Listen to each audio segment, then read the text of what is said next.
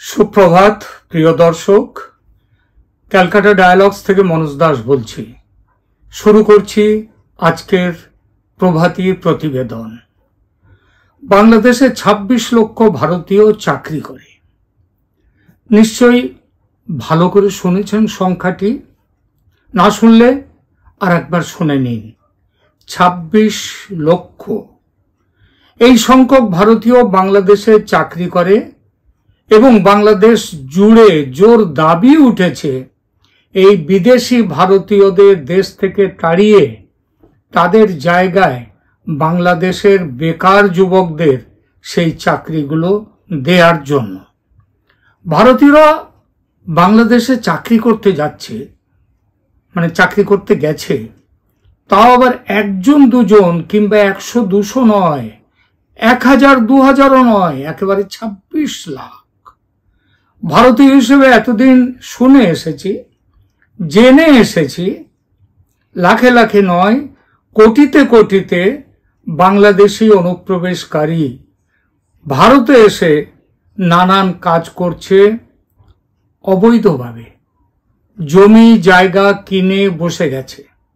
বছর দুয়েক আগে ভারতের স্বরাষ্ট্র দপ্তরের তৎকালীন প্রতিমন্ত্রী কিরেন রিজিজু ভারতের লোকসভায় বিবৃতি দিয়ে জানিয়েছিলেন ভারতে ২ কোটি অবৈধ বাংলাদেশি অনুপ্রবেশকারী আছে।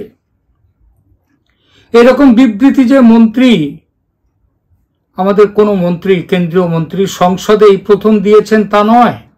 কয়েক বছর আগে একই কথা বলেছিলেন তখনকার মনমোহন সিং সরকারের ইউপিএ সরকারের স্বরাষ্ট্র প্রতিমন্ত্রী শ্রী প্রকাশ জয়সওয়াল।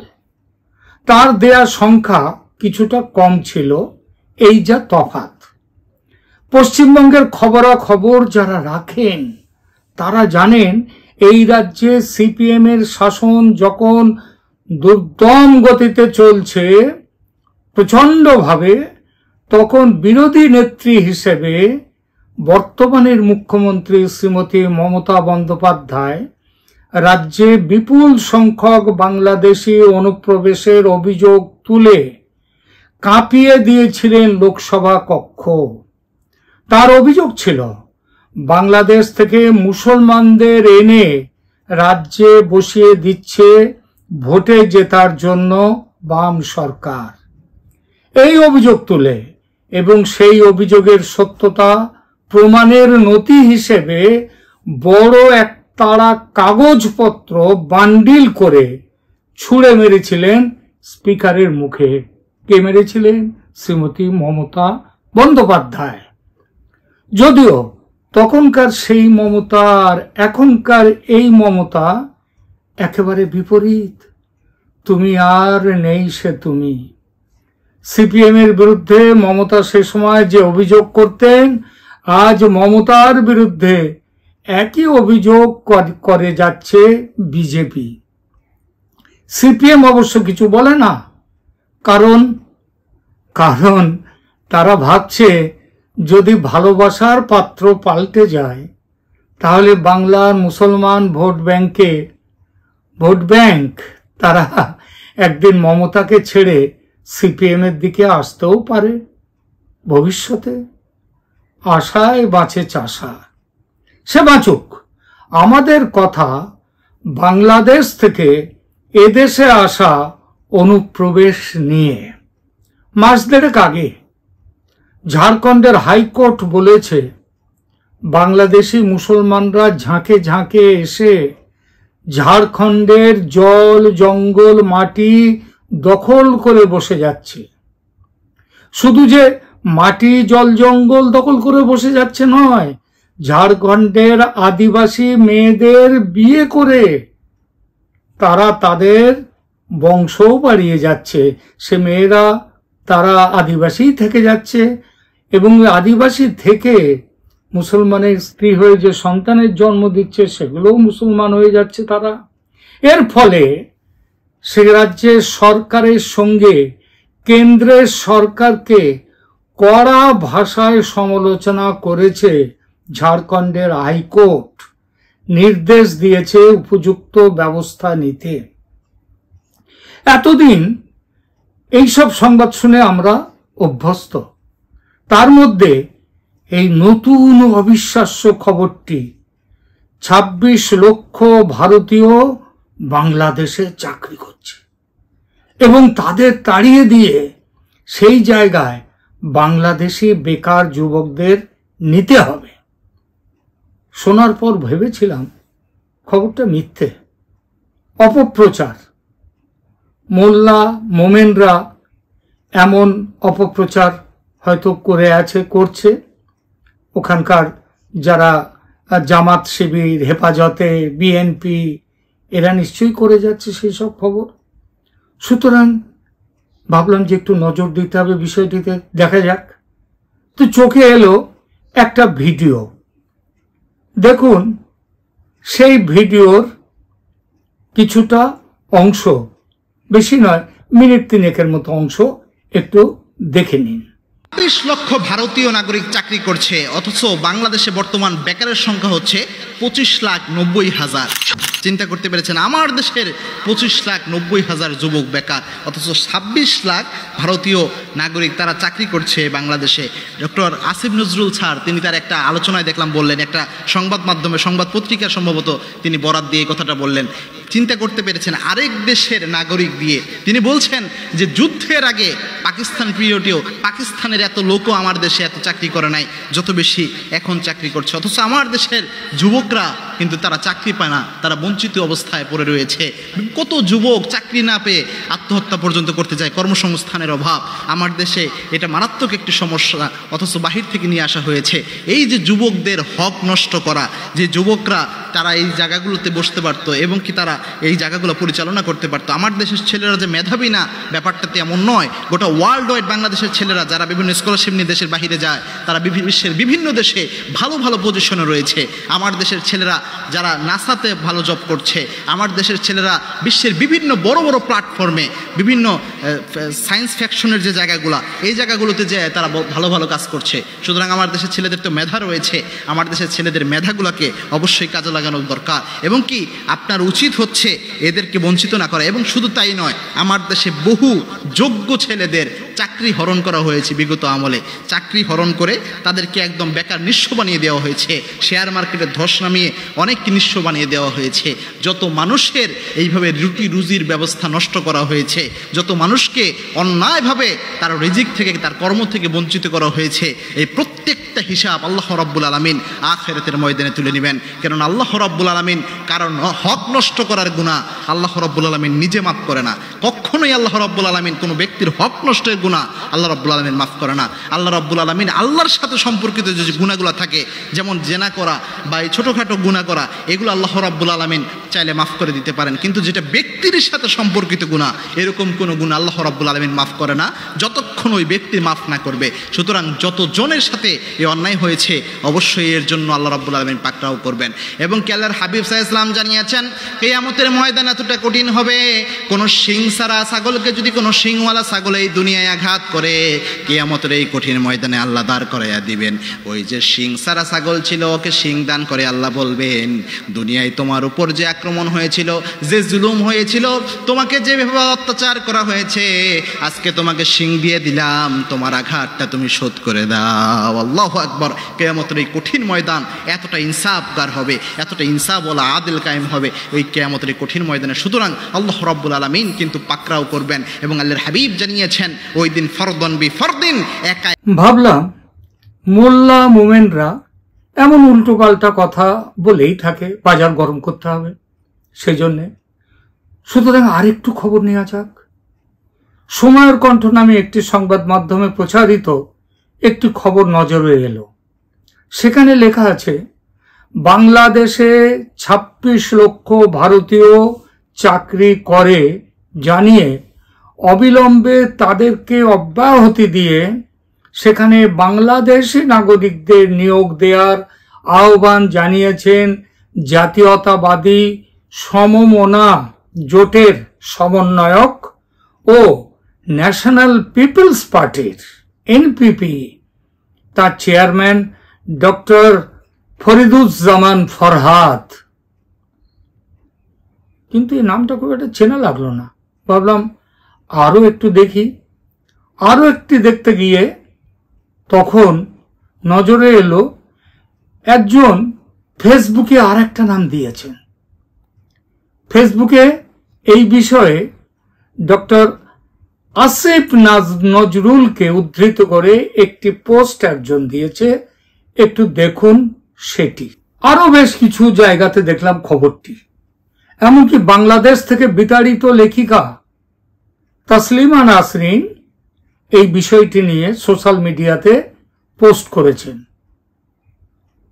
সেটি দেখলাম। তাতে যে সমস্ত অনেক সেখানে কমেন্ট এসছে সেগুলো দেখলাম। সুতরাং খবরটি যে প্রচারিত হয়েছে সেটা ঠিক, তা সে সত্যি মিথ্যে যাই হোক না কেন। এবং জানলাম এই তথ্যটি বাইরে এনে যিনি হইচই ফেলে দিয়েছেন তিনি কোনো হেজিপেজি লোক নন, বাংলাদেশের যথেষ্ট বিখ্যাত মানুষ তিনি। তার নাম ডক্টর আসিফ নজরুল, ঢাকা বিশ্ববিদ্যালয়ের আইনের অধ্যাপক, বিচিত্র কর্মজীবন, সংবাদপত্রের সম্পাদনা করেছেন, ম্যাজিস্ট্রেটের চাকরি করেছেন, বিবিসি, সিএনএন, আল জাজিরা ইত্যাদি বহু আন্তর্জাতিক ও জাতীয় মিডিয়াতে তিনি নিয়মিত টকশো করেন, বক্তব্য রাখেন। এছাড়া ইউএনডিপি, এশিয়ান ডেভেলপমেন্ট ব্যাংক ইত্যাদি নানান সংস্থার সঙ্গে যুক্ত হয়ে কাজ করার অভিজ্ঞতা আছে তার। বর্তমানে হাসিনা বিদায়ের পর ডক্টর মোহাম্মদ ইউনূস যে অন্তর্বর্তী সরকার তৈরি করেছেন সেই সরকারের পররাষ্ট্র বিষয়ক উপদেষ্টা হচ্ছেন এই ডক্টর আসিফ নজরুল। ব্যক্তিগত জীবনের একটি পরিচয়ও উল্লেখ করার মতো। বাংলাদেশের সুবিখ্যাত লেখক ও ঔপন্যাসিক হুমায়ুন আহমেদের কন্যা শিলা আহমেদ হচ্ছেন তার বর্তমান স্ত্রী, দ্বিতীয় স্ত্রী। এর আগে অভিনেত্রী রোকেয়া প্রাচীকে বিয়ে করেছিলেন তিনি। কিন্তু অবাক লাগলো এ হেন পণ্ডিত ব্যক্তিটি ২৬ লাখ ভারতীয় বাংলাদেশে চাকরি করছে এমন অদ্ভুত ও অবিশ্বাস্য সংবাদটি এতদিন বলেননি কেন সেটা ভেবে। শেখ হাসিনার ভয়ে নাকি অন্য কোনো কারণে? শেখ হাসিনার ভয়ে যদি এমন গুরুত্বপূর্ণ একটি খবর তিনি চেপে থাকেন তাহলে বলতে হয় যে তিনি আদৌ সাহসী মানুষ নন, একটি চরম ভীতু মানুষ। এবং তিনি নিজের উপর তার যে সুনাম তার উপরে তিনি অন্যায় করেছেন। হাসিনার শাসনে তার সরকারের বিরুদ্ধে সমালোচনা করলে তাদের সবাইকে যে শুলে চড়ানো হতো এমন তো নয়। সোশ্যাল মিডিয়া জুড়ে যথেচ্ছ আক্রমণ যে সে সময় করা হতো তার একটা দুটো নয়, অজস্র নমুনা ছড়িয়ে আছে সোশ্যাল মিডিয়াতে, আজও সংবাদপত্রেও ছড়িয়ে আছে। বিভিন্ন টিভি চ্যানেলের টক শোতে হাসিনার সমালোচনা কোনোদিন হয়নি। সুতরাং ভয়ের চোটে তিনি মুখ খোলেননি। ডক্টর আসিফ নজরুল পররাষ্ট্র উপদেষ্টা, তিনি ভয়ের চোটে মুখ খোলেননি, এটা সর্বৈব মিথ্যা, বিশ্বাস করা যায় না। আর এখানেই প্রশ্ন ওঠে খবরের সত্যতা নিয়ে। বলতেই হয় বিশেষ কোনো উদ্দেশ্য নিয়ে তিনি এমন নির্ভেজাল একটি মিথ্যা খবর ছড়িয়েছেন। এমন অভিযোগ যে শুধু আমরা ভারতে বসে করছি তা কিন্তু নয়, অভিযোগ উঠেছে এবং উঠছে বাংলাদেশের ভেতর থেকেও। একটি ভিডিওতে দেখলাম তার এক ছাত্র, ঢাকা বিশ্ববিদ্যালয়ের এক আইনের স্নাতক, প্রশ্ন তুলেছেন এই অভিযোগের সত্যতা নিয়ে। আসিফ নজরুল সাহেবকে তিনি সরাসরি চ্যালেঞ্জ জানিয়েছেন, এই ২৬ লক্ষ ভারতীয়ের নামের তালিকা প্রকাশ করুন। খুবই সঙ্গত চ্যালেঞ্জ। আমরাও চাই আসিফ নজরুল এই ২৬ লক্ষ ভারতীয়র নামের তালিকা প্রকাশ করে দিন, তারা কোথায় কোন সংস্থায় চাকরি করে তার তালিকা দিন। তারা সেদেশে অবৈধভাবে গিয়েছে নাকি তাদেরকে নিয়ে যাওয়া হয়েছে সেটা বলুন। অবৈধভাবে গিয়ে থাকলে সেদেশের চাকরি দখল করেছে নাকি বাংলাদেশের সঙ্গে ভারতের চুক্তি মাফিক যেসব প্রকল্প ভারতের সঙ্গে যৌথ উদ্যোগে সেদেশে চলছে সেখানে তারা কাজ করছে, এই সমস্ত বিষয় পরিষ্কার করে বলুন ডক্টর আসিফ নজরুল। তবে এসব বলার আগে তাকে বলতে হবে এমন একটি বিষয় নিয়ে এর আগে তিনি কেন মুখ খোলেননি, কেন তিনি চুপ করেছিলেন এতদিন। হাসিনার ভয়ে চুপ ছিলেন, এই উত্তর দিলে সেটা কিন্তু খুবই হাস্যকর হয়ে যাবে। আসিফ নজরুল সাহেবকে এটাও বলতে হবে হঠাৎ করে এখন তিনি দুম করে এমন স্পর্শকাতর একটা বিষয় নিয়ে কথা বলতে গেলেন কেন। তার অজানা থাকার কথা নয় যে এমন মন্তব্য ভারত সরকারের কাছে ভারতের মানুষের কানে আদৌ মধুর হবে না। তা সত্ত্বেও কেন এমন কথা দুম করে বলে বসলেন? গ্যালারিতে যে ভারত বিরোধী জনতা আছে তাদেরকে খুশি করার জন্যে? তার সরকারের কুর্সির আসল দখলদার যে মৌলবাদী পাকিস্তানের মদতপুষ্ট ভারত বিরোধী শক্তি, তাদের মন জয় করে তিনি কি নিজের গদি বাঁচাবার ও গদি ভবিষ্যতে পাকা করার উদ্দেশ্যে কি এসব কথা বললেন? অন্তর্বর্তী সরকারের প্রধান ডক্টর মোহাম্মদ ইউনূস যখন জনতার উদ্দেশ্যে গ্যালারি শো না দেখিয়ে দেশের মানুষের বাঁচার কথা ভেবে ভারতের সঙ্গে মিত্রতার বার্তা দিচ্ছেন, যেসব চুক্তি অনুযায়ী দুদেশের মধ্যে এক্সপোর্ট ইম্পোর্ট এবং বিভিন্ন প্রকল্প চালু রাখতে চাইছেন, তখন তারই সরকারের পররাষ্ট্র বিষয়ক উপদেষ্টা দুদেশের সম্পর্ক নিয়ে এমন বিষ ঢালছেন দুদেশের সম্পর্কের মধ্যে, তাও কোনো সত্য তথ্য ছাড়া। এটা অত্যন্ত দুঃখজনক। যতটা না ভারতের পক্ষে তার চেয়ে অনেক বেশি দুঃখজনক এবং ক্ষতিকর হলো বাংলাদেশের জন্য। ধিক আপনাকে ডক্টর আসিফ নজরুল। অবিলম্বে ২৬ লক্ষ ভারতীয়র বিষয়ে নির্ভরযোগ্য ও বিশ্বাসযোগ্য তথ্য পেশ করুন। না পারলে ভারতের কাছে এবং আপনার দেশের মানুষের কাছে ক্ষমা চেয়ে আপনার মন্তব্য প্রত্যাহার করুন। এখানেই থামছি আজ। শেষ করার আগে অনুরোধ, আমার নতুন চ্যানেল দুই বাংলার মানুষের চ্যানেল ক্যালকাটা ডায়ালগসকে সাবস্ক্রাইব করুন, লাইক দিন, কমেন্ট করুন ও শেয়ার করুন পরিচিত জনদের মধ্যে আমাদের এই চ্যানেলের লিংক।